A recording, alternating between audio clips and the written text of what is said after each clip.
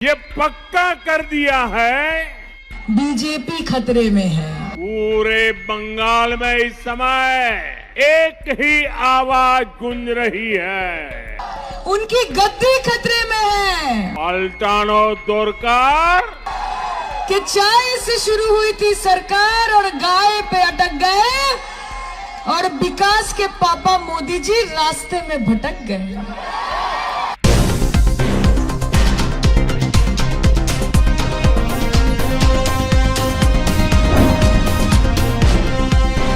दोस्तों, भारतीय राजनीति में चुनावी मौसम जैसे जैसे नजदीक आता है, वैसे वैसे नेताओं के भाषण और जनता के मुद्दे दोनों ही ज्यादा तीखे और स्पष्ट हो जाते हैं। और इस समय देश की राजनीति एक ऐसे मोड़ पर खड़ी है जहां एक तरफ बड़े बड़े दावे हैं तो दूसरी तरफ जमीन पर मौजूद चुनौतियां। नमस्कार, मैं हूं तमन्ना, आप देख रहे हैं द संकेत लाइव। आज हम बात करेंगे दोस्तों विपक्ष जो लगातार सरकार से सवाल पूछ रहा है कि आखिर 2014 में किए गए वादों का हुआ क्या। बीजेपी खतरे में है, उनकी गद्दी खतरे में है, क्योंकि चाय से शुरू हुई थी सरकार और गाय पे अटक गए। कि चाय से शुरू हुई थी सरकार और गाय पे अटक गए और विकास के पापा मोदी जी रास्ते में भटक गए। और क्या आज भी महंगाई और बेरोजगारी जैसे मुद्दे उतने ही बड़े नहीं हैं जितने पहले थे? शुरुआत करते हैं प्रधानमंत्री नरेंद्र मोदी के हालिया भाषण से, जहां उन्होंने पश्चिम बंगाल के कूचबिहार में एक बड़ी चुनावी रैली को संबोधित किया। उस रैली में उन्होंने अखिल भारतीय तृणमूल कांग्रेस पर जोरदार हमला बोला और कहा कि टीएमसी के पापों का घड़ा भर चुका है और जनता बदलाव चाहती है। आज मैं देख रहा हूं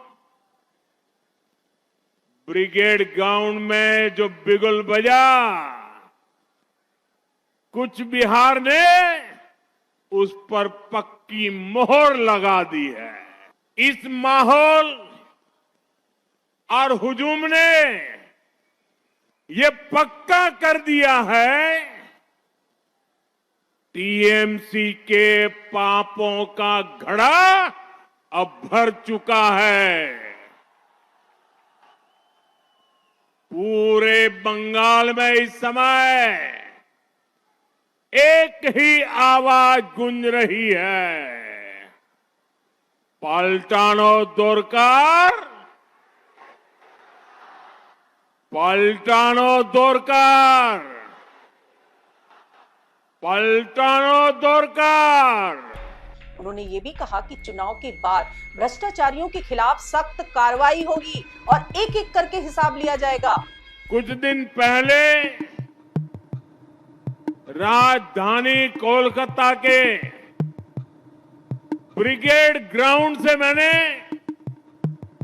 बंगाल में परिवर्तन महाअभियान की शुरुआत की थी। ब्रिगेड ग्राउंड की वो ऐतिहासिक तस्वीरें, वो जन सैलाब, जनता का उत्साह, जनता का जुनून, तब से पूरे टीएमसी सिंडिकेट घबराया हुआ है। प्रधानमंत्री ने अपने भाषण में इतिहास का जिक्र करते हुए 1905 की घटनाओं को भी सामने रखा और कहा कि उस समय मजहबी ताकतों ने बंगाल में जो माहौल बनाया था, आज वैसी ही कोशिशें दोबारा हो रही है। साथियों, इस बार बंगाल में एक और टीएमसी का भय है और इसका मुकाबला करने के लिए आपके पास भाजपा का भरोसा है। एक और टीएमसी के कटमनी और करप्शन का भय है, दूसरी ओर विकास को तेज रफ्तार देने वाली भाजपा का भरोसा है। एक और घुसपैठ कराकर विदेशियों को यहां बसाने का भय है, दूसरी ओर घुसपैठ रोककर सारे घुसपैठियों को बंगाल से बाहर करने का भाजपा का भरोसा है। एक और बदलती डेमोग्राफी से अपनी ही जमीन पर आजादी छीनने का भय है। दूसरी ओर अपनी माटी पर गर्व के साथ सिर उठाकर जीने का अटल भरोसा देने वाली भाजपा है। एक और सिंडिकेट राज में अपनी संपत्ति लूटने का भय है। दूसरी ओर सिर पर पक्का घर और जमीन के मालिकाना हक का भरोसा है। नारी शक्ति को सुरक्षा, सम्मान और सशक्तिकरण की मोदी की गारंटी है। उन्होंने आरोप लगाया कि टीएमसी की राजनीति उसी दिशा में जा रही है और इससे समाज में विभाजन बढ़ सकता है। इसके साथ ही प्रधानमंत्री ने घुसपैठ का मुद्दा भी उठाया और कहा कि बंगाल की डेमोग्राफी में बड़ा बदलाव आया और इसमें अवैध घुसपैठियों को समर्थन मिल रहा है। तृणमूल शासन के 15 वर्षों में बंगाल के सीमावर्ती इलाकों में डेमोग्राफी में खतरनाक बदलाव आया है। इन घुसपैठियों को टीएमसी का सीधा संरक्षण मिलता है। टीएमसी ने सीधे अपने सिंडिकेट में भर्ती करती है।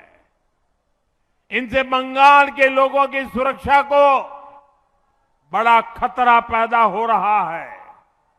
इसलिए भारत सरकार घुसपैठियों की पहचान कर उन्हें बाहर निकालने के लिए काम कर रही है।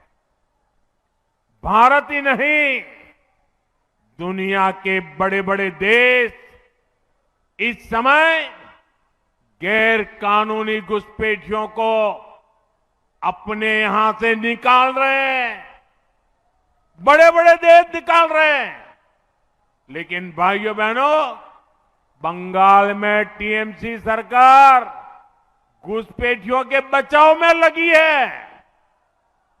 इसलिए ये तृणमूल वाले एसआईआर का विरोध कर रहे हैं ताकि घुसपैठियों की पहचान न हो सके।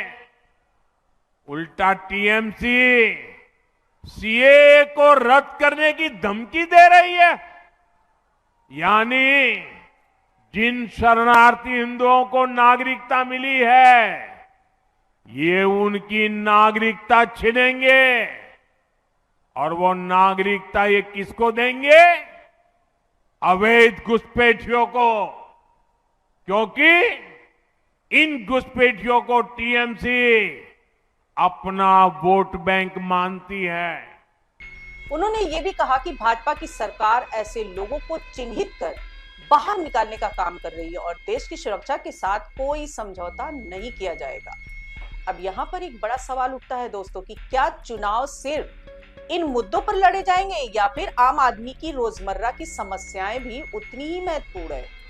क्योंकि दूसरी तरफ विपक्ष लगातार ये मुद्दा उठा रहा है कि महंगाई और बेरोजगारी आज भी देश की सबसे बड़ी समस्या बनी हुई है।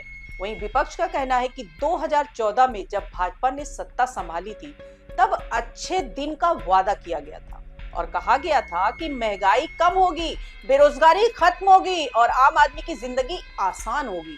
लेकिन 12 साल बाद भी ये समस्याएं जस की तस बनी हुई है दोस्तों।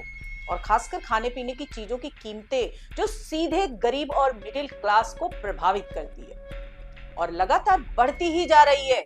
पश्चिम बंगाल में इस बार भाजपा को तृणमूल कांग्रेस ऐसी पटकनी देगी कि वो चारों खाने चित्त हो जाएंगे। और जो बड़ी बड़ी लफाजी पश्चिम बंगाल में जाकर के कर रहे हैं, चुनाव आयोग के कंधे पर बंदूक रख करके जिस तरह एसआईआर के नाम पर वोटों की गड़बड़ी की गई, जिस तरीके से पश्चिम बंगाल में बड़े पैमाने पर चुनाव आयोग के द्वारा अधिकारियों के ट्रांसफर पोस्टिंग लगातार किए जा रहे हैं, जिस तरीके से चुनाव में साजिशें की जा रही हैं, जनता महंगाई से त्रस्त है। और पश्चिम बंगाल की जनता सिलेंडर पर इन्होंने जो सरेंडर किया है और जिस तरीके से कमर्शियल सिलेंडर के दाम बढ़ रहे हैं, जिस तरह पूरी जनता को देश में लाइन में लगाने का काम भारतीय जनता पार्टी कर रही है, लाइन में लग करके बंगाल की जनता इस बार भाजपा के खिलाफ वोट डालेगी और भारतीय जनता पार्टी का सुपड़ा साफ हो जाएगा पश्चिम बंगाल में और ममता दीदी फिर से वहां मुख्यमंत्री बनेंगी।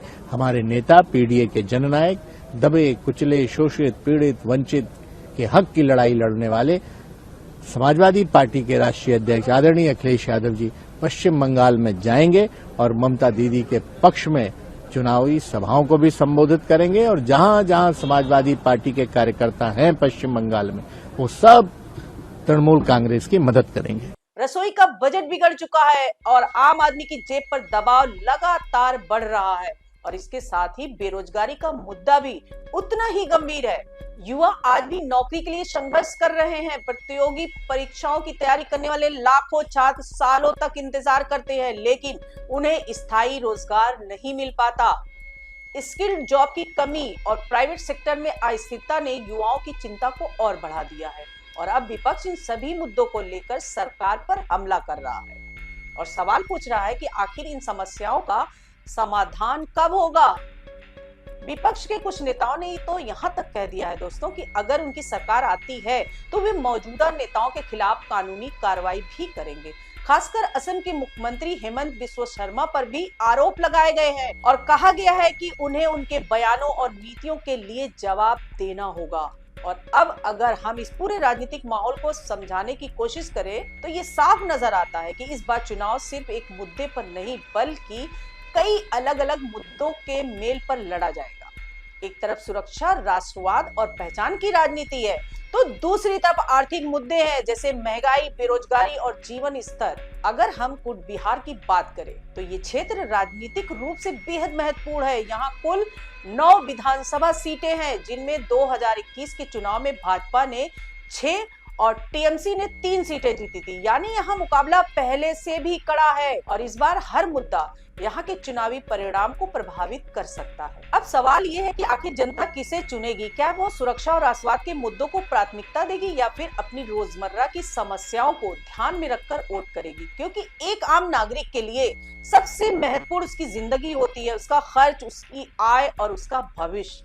अगर उसकी जेब पर बोझ बढ़ता है और उसे रोजगार नहीं मिलता तो बड़े बड़े राजनीतिक मुद्दे उसके लिए उतने मायने नहीं रखते। लेकिन वहीं दूसरी तरफ अगर उसे सुरक्षा और स्थिरता का भरोसा मिलता है तो वह उसे भी नजरअंदाज नहीं कर सकता। और यही वजह है कि इस बार का चुनाव बेहद दिलचस्प होने वाला है क्योंकि यहाँ 2 अलग अलग नैरेटिव आमने सामने है। एक तरफ सरकार का दावा है कि उसने देश को मजबूत बनाया है, विकास को गति दी है और सुरक्षा को प्राथमिकता दी है, तो वहीं दूसरी तरफ विपक्ष का आरोप है कि सरकार ने अपने वादों को पूरा नहीं किया और आम आदमी की समस्याएं अब भी जस की तस बनी हुई है। और आखिर में यही कहना जरूरी है कि लोकतंत्र में अंतिम फैसला जनता का होता है और वही तय करती है कि किसकी बात उसके जीवन में ज्यादा जुड़ी है और कौन सा मुद्दा उसके लिए ज्यादा महत्वपूर्ण है। अब आने वाले चुनाव में ये साफ हो जाएगा दोस्तों कि जनता किस दिशा में जाती है। लेकिन फिलहाल इतना तो तय है कि ये मुकाबला सिर्फ राजनीतिक दलों के बीच नहीं बल्कि विचारधाराओं और प्राथमिकता के बीच है। आप इस पूरे मामले को कैसे देखते हैं? क्या महंगाई और बेरोजगारी जैसे मुद्दे चुनावी परिणाम तय करेंगे या फिर सुरक्षा और राष्ट्रवाद हावी रहेंगे? अपनी राय हमें कमेंट्स में जरूर बताइएगा। नमस्कार दोस्तों।